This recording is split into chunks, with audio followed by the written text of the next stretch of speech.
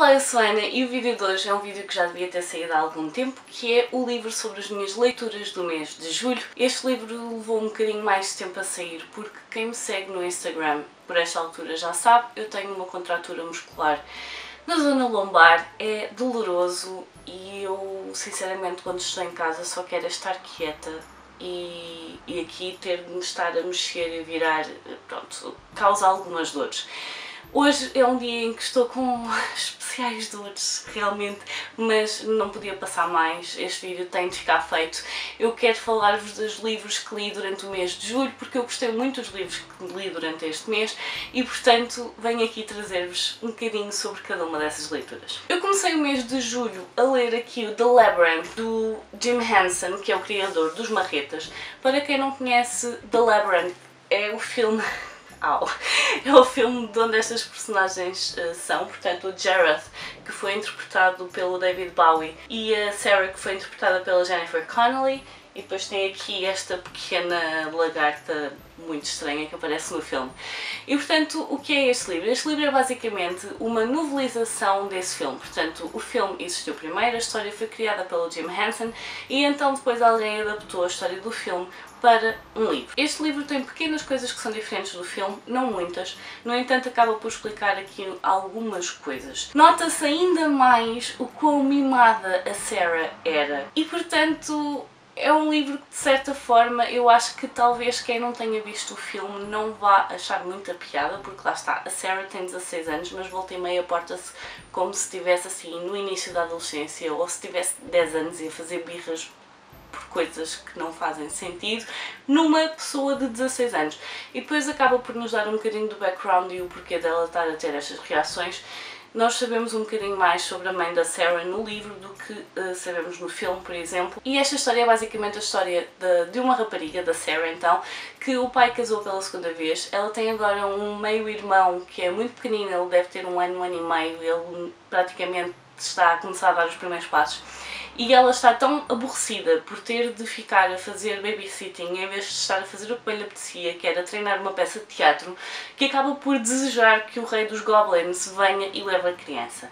E o que acontece é exatamente isso, o rei dos goblins vem, leva a criança e ela arrepende-se assim que ele leva e portanto ela vai para o reino dele tentar encontrar o Toby, que é o irmão. O livro é basicamente ela passar pelo labirinto todo que existe à volta do castelo para tentar chegar ao castelo e salvar o irmão e para isso tem um X de tempo, acho que são 13 horas, para conseguir salvar a criança. Caso contrário, ele vai se tornar um goblin. A história é muito gira, lá está, o filme é fantástico, o filme é de 86, excelente ano.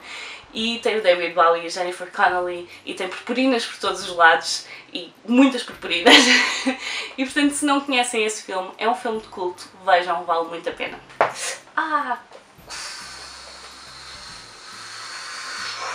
Depois, continuando com os protagonistas que se chamam Sarah, tenho aqui A Livraria dos Finais Felizes, da Catarina Bivaldi. Esta é a história de uma rapariga sueca que acabou de perder o trabalho dela e que se correspondia com alguém no Iowa, penso que era numa cidade do Iowa, e portanto chega um momento em que é convidada a ir passar umas férias sem prazo de regresso, portanto 1 mês, 2 meses, o que ela entender, e ela vai então conhecer a senhora com quem se esteve a corresponder durante anos. Só que quando ela chega a esta Broken Wheel, a esta cidade, vila, que aquilo dá-me a ideia que aquilo é uma coisa muito pequena, ela descobre que a Amy, a senhora com quem se tinha estado a corresponder, tinha acabado de morrer. Aliás, ela quando chega está a acontecer o enterro.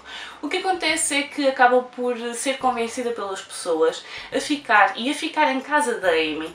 E ela sente-se tão frustrada de estar a ocupar uma casa que não é dela e não está lá a proprietária e a pessoa que a tinha convidado a ir, que ela acaba a tentar devolver às pessoas tudo aquilo que estão a fazer por ela, porque ninguém a deixa pagar nada naquela cidade, vila, aldeia, ou o que quer que aquilo seja. E depois ela acaba por pensar que uma das melhores formas de fazer isso é pôr em prática tudo o que ela sabe enquanto livreira, porque era o que ela fazia na Suécia. E portanto nós temos aqui uma personagem que vem mudar um bocado a vida destes habitantes de Broken Wheel. E é só fantástico, e digo-vos já, eu adorava ir para uma para um sítio pequeno, e o que ela faz aqui, o conseguir que as pessoas comecem a ter mais orgulho na sua própria vila, que comecem a dar-se um pouco mais. É incrível o que alguém vindo de fora consegue vir aqui mexer um bocado as águas, agitar as coisas, agitar as mentalidades, e é muito, muito engraçado ver este livro. Há aqui algumas coisas que eu possivelmente retiraria da história porque não acho que acrescentem muito. No entanto, é efetivamente uma história muito gira. E nós temos aqui a Sarah, que no fundo está ali, uma forasteira caída no meio de uma vila, ainda por cima vinda da Suécia. As coisas são diferentes culturalmente, Suécia e Estados Unidos não têm absolutamente nada a ver um com o outro, a nível de mentalidade, a nível de cultura, e portanto é muito engraçado ver aqui como as duas coisas acabam por se confrontar e como esta vila começa a ganhar vida precisamente por achar que livros, para que nós queremos livros? É muito, muito giro, gostei muito de ler este livro. Depois disso, acabei por ler um livro que já tinha aqui em casa há algum tempo. Eu tenho aqui O Ladrão da Eternidade, do Clive Barker. Este livro é muito interessante. Quando eu estava a ler pensei, será que foi daqui que veio a ideia de Ramsden Riggs quando começou a escrever O Lar da Miss Peregrine para crianças peculiares?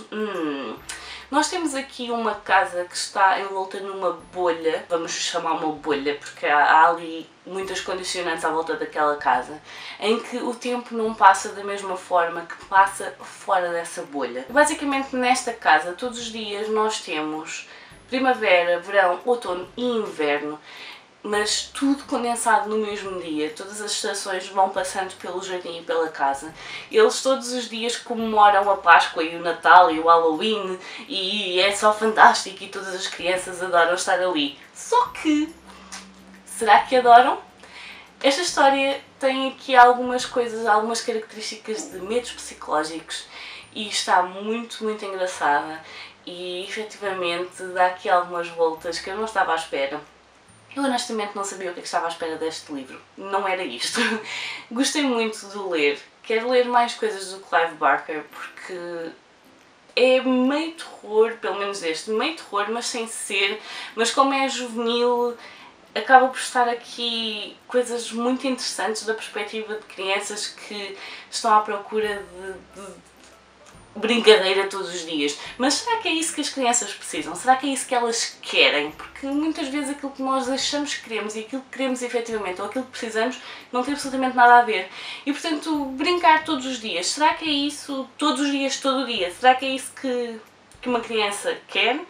E os pais? E os amigos? Tudo isso. Portanto, este livro faz aqui uma análise muito engraçada da passagem do tempo e de como as crianças muitas vezes querem coisas que talvez não sejam melhor para elas, e de como às vezes os adultos também não nos compreendem muito bem. Muito, muito giro. Vale a pena. Depois de sair de um livro que tem as 4 estações do ano todas enfiadas num só dia, portanto 24 horas, 4 estações do ano, passei para o Verões Felizes. Este livro foi-me recomendado pela Olga, aliás a Olga andou a recomendar este livro a toda a gente. E a verdade é, este livro parece tão banal, a história no fundo é tão banal, mas é banal no sentido em que nós todos acabamos por experienciar algo deste género, mesmo que não tenha sido exatamente isto. Todos nós eventualmente saímos das nossas casas durante as férias, pegámos um carro que estava demasiado cheio para a quantidade de pessoas que iam, com malas por cima de toda a gente, a fazer paragens pelo caminho e a ir passar férias noutro sítio. E é tão giro ver que noutros países isso também acontecia e isso também acontece. E é extremamente engraçado ver aqui depois algumas temáticas um bocadinho mais densas numa história que tinha tudo para ser muito leve. E a verdade é essa, é que estão aqui muitas coisas do dia-a-dia, muitas coisas do que é ser adulto, muitas daquelas coisas que os adultos conseguem que as crianças às vezes não se apercebam, porque às vezes as crianças apercebem-se. Mas está aqui muito disso, muito do que é lutar por uma coisa diferente, ou todas as dúvidas, ou tantas coisas, porque as férias do verão é suposto ser uma altura leve, uma altura em que as pessoas estão a descansar e não têm problemas, mas a verdade não é essa, a realidade não é essa. E portanto este livro tem aqui o Rumo ao Sul e a Calheta, E todos os anos esta família vai rumo ao sul. E a verdade é, eu sendo de Leiria, eu tenho a praia perto, muito perto, eu tenho muitas praias muito perto, mas a verdade é que no verão eu tinha a minha família, a minha tia e os meus primos que vinham de França, e nós pegávamos no carro, a minha mãe, os meus pais, aliás, e nós íamos para o Algarve, portanto, literalmente rumo ao sul. E a verdade é que havia muitas coisas, muitas situações, eu tenho memórias dessa altura, que são memórias que a minha má memória não apaga, porque são muito giras e são momentos em família e são coisas diferentes. O facto de nós sairmos daquilo que nos é mais familiar acaba sempre por criar memórias, e é muito giro ver como é que isso se passa para a história de outras pessoas, ou como é que a história de outras pessoas acaba por estar muito próxima da nossa. E portanto eu estou desejosa para ler o segundo volume deste livro. E vamos ver porque eu gostei mesmo muito deste livro, é muito giro e tem aqui coisas muito interessantes. Depois disso eu tenho aqui um livro que li em 5 horas e meia, 1h30 à noite, tarde e más horas. Não sei como é que larguei o livro, mas de manhã peguei nele e li-o até à hora de ir trabalhar. E esse livro é o Verity, de Colleen Hoover. Foi a primeira vez que eu li Colleen Hoover, portanto eu não sei sequer se isto é típico da autora, de não necessariamente a história, mas o facto de nós pegarmos um livro e de levarmos até ao fim, mas a verdade é que esta história, por muito que não seja uma história em si extraordinária, a ideia está muito interessante, está bem executada e deixa-nos sempre a querer ler mais e saber o que é que vem a seguir.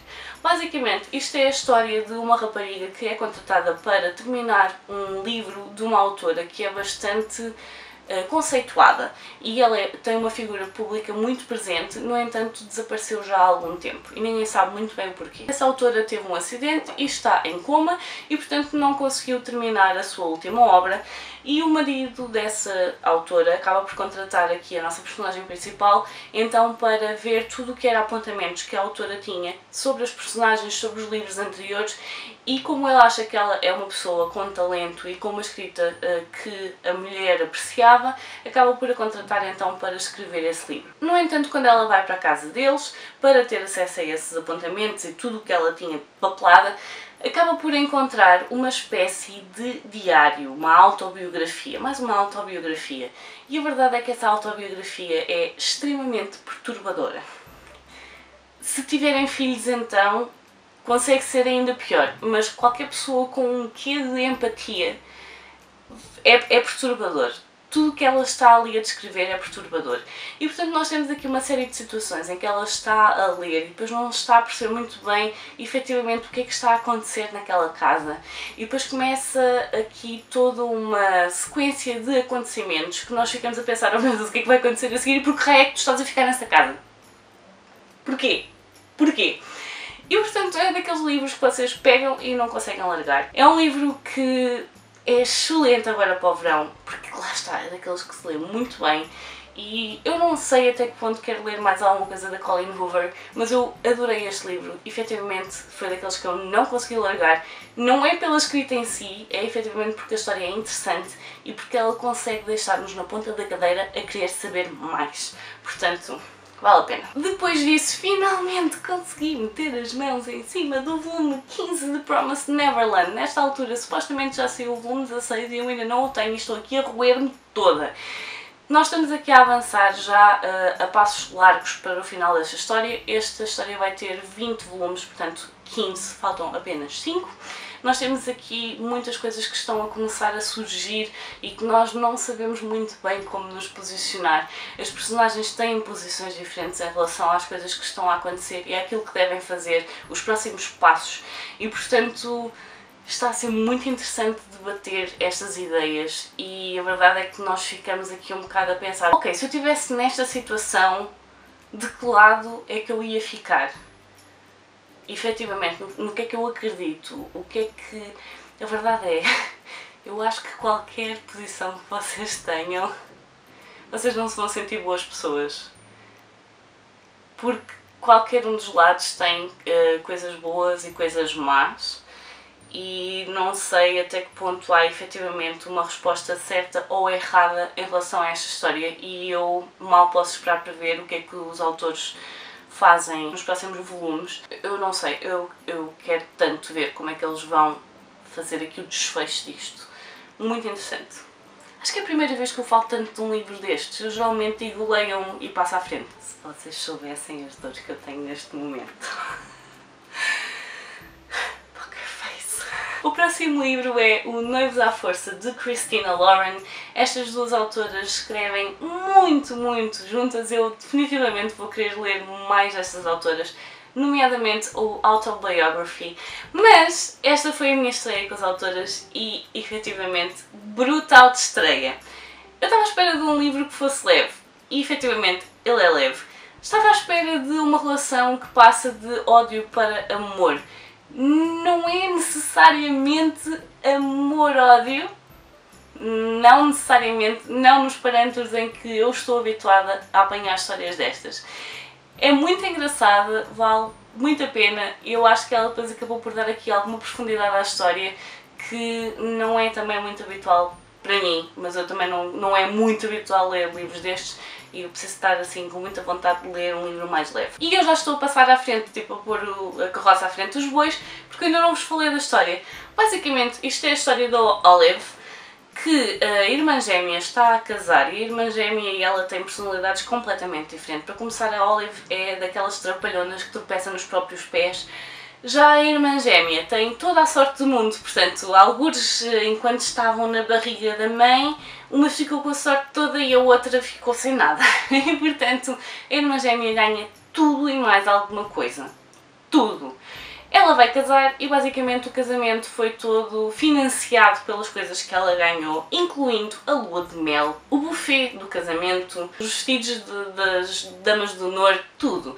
O que é que acontece? O buffet não estava muito bom e, portanto, todos os convidados daquele casamento ficam muito, muito, muito mal, exceto a Olive, porque não podia comer as coisas que estavam naquele buffet, e o irmão do noivo, que não gosta de buffets, precisamente porque pode correr mal. E então eles comeram outra coisa e eles foram as únicas pessoas que não ficaram doentes naquele casamento. E como não é daqueles vídeos que desaparece assim em 3, 4 dias, como é o caso de uma gastroenterite, que se vocês tiverem uma boa alimentação com as coisas corretas, passado uns dias ou uma semana, está tudo bem. Aqui eram semanas, então a irmã da Olive convenceu-a a ir à lua de mel no lugar dela, não tinha de fazer nada além de mentir sobre a própria identidade, mas elas são iguais, e como bónus, porque não ia sozinha, não é? Levar o irmão do marido. A questão aqui é, eles não se podem ver à frente, eles estão constantemente à picardia e é qualquer coisa que já vem muito atrás, desde a primeira vez que eles se conheceram, e portanto tem tudo para correr muito mal. Mas eu não vos vou explicar o que é que vai acontecer, vocês vão ter de ler o livro, efetivamente excelente leitura de verão, vale a pena. Lá está, tem algumas coisas um bocadinho menos do que nós estamos à espera num romance, numa comédia romântica. Tem aqui algumas temáticas que efetivamente dão a pensar mais para o final do livro e que realmente trazem aqui alguma profundidade à história, que de outra forma seria só um romance levezinho, bom para o verão na mesma, mas que acabou por me fazer gostar muito mais desta história do que eu poderia ter gostado se não tivesse estas coisas. Portanto, leitura de verão. Depois disso eu li O Doente Molière, de Rubem Fonseca. Este livro é um livro extremamente pequeno, ele tem 92 páginas e acaba por funcionar como uma biografia e bibliografia de Molière. Molière, se não me engano, é do século XVII, 1600 e qualquer coisa. É um dos dramaturgos mais conhecidos dessa época e ele efetivamente teve muitas peças de teatro que acabaram por mexer e agitar a sociedade nessa época em França, e ele foi efetivamente proibido de apresentar algumas das suas peças, ou então foi obrigado a alterar coisas das peças para poder apresentá-las, apesar de ser um protegido do rei. E o que é que este livro nos traz? O que este livro nos traz é uma mistura entre ficção e não ficção, ou seja, coisas que aconteciam naquela época ou que aconteceram efetivamente a Molière, relativamente às peças que ele apresentou, relativamente à sociedade francesa da época, relativamente a todas as pessoas que poderiam ter algum motivo para assassinar Molière. A parte da morte de Molière é efetivamente correta. Ele morreu depois de ter apresentado o doente imaginário em palco. Ele esteve a apresentar, já não estava muito bem em palco e quando saiu acabou por morrer nessa noite. E o que acontece aqui é basicamente, nós temos um narrador que nos está a tentar descobrir quem foi o assassino de Molière, porque esta parte é a parte ficcionada. Antes de morrer, Molière disse que tinha sido envenenado e, portanto, alguém o tentou assassinar. E, portanto, a nossa história é basicamente passar por todas as coisas, e isto é uma investigação que dura anos, que esta personagem que nunca é nomeada está a tentar descobrir quem é que poderia ter matado Molière. Quem é que poderia ter motivos para isso? E a verdade é que nós descobrimos que muita gente podia ter motivos para matar Molière. Desde médicos a padres, a tudo. Pessoas da sociedade, damas, todas as pessoas, basicamente toda a gente tinha qualquer coisa contra Molière. E são 92 páginas que nos vão saber a pouco. Eu já sei que não é representativo da escrita do Rubén Fonseca, no entanto é daqueles livros em que vocês estão a ler e estão a fazer pesquisa ao mesmo tempo, a pesquisar as pessoas, a pesquisar as situações, a pesquisar tudo o que está a acontecer, e a verdade é, está extremamente bem documentado. Mas lá está, é um livro que, mais do que ser um livro de ficção, é um livro que está, no fundo, a fazer um apanhado da biografia e da bibliografia do Molière. E, portanto, é um livro interessante, mas não será, assim, extraordinário. E acho que é daqueles livros que, se vocês tiverem algum interesse em conhecer um bocadinho mais sobre o Molière, este é então um bom livro, vai-vos dar o pontapé de partida para muitas coisas e efetivamente vocês vão pesquisar. Eu tenho certeza que vão pesquisar da mesma forma que eu pesquisei e vão ficar surpreendidos em como a linha que separa a ficção da não ficção neste livro é extremamente tenue. Depois disso, e para terminar o mês, o último livro que li foi para o Clube de Leitura da Manganete, o Be Chapterized, e foi aqui o No, We Can't Be Friends, da Sophie Reynolds. Ele aqui diz que a Totally Perfect Romantic Comedy, esqueçam a parte da comédia. Este livro não é uma comédia romântica.